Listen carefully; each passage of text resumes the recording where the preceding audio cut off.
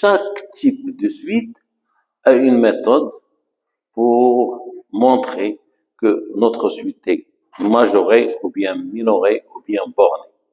Alors, je vais commencer par le premier type de suite. UN plus 1 est égal à UN plus P. Alors, ce type-là, on peut le faire en général en utilisant la méthode d'encadrement. C'est-à-dire en passant bien sûr par les étapes de la récurrence.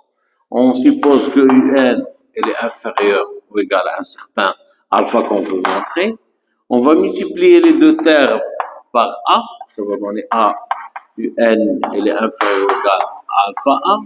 On va rajouter bien sûr P, AUN plus P, elle est inférieure ou égale à alpha A plus P. Et en général, cette valeur-là, ça va nous donner bien sûr alpha ou bien une valeur qui est inférieure à alpha. Comme ça, on montre ce résultat. Alors, le type 2 de la forme UN plus 1 est égal à AUN plus P sur CUN plus P.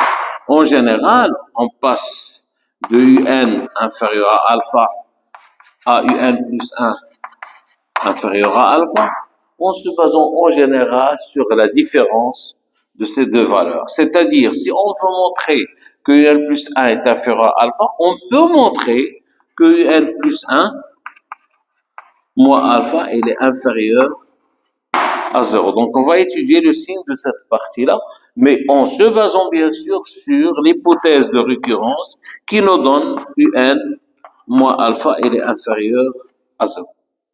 Et pour le troisième type de suite, les suites liées aux fonctions, on a bien sûr la méthode suivante. On suppose que UN est compris entre, par exemple, A et B, et on va étudier la monotonie de la fonction. Si notre fonction est croissante, on va utiliser la définition du total. C'est une fonction croissante, c'est que f de A, elle est inférieure ou égale à f de UN, elle est inférieure ou égale à f de A. Et comme ça va donner UN plus 1.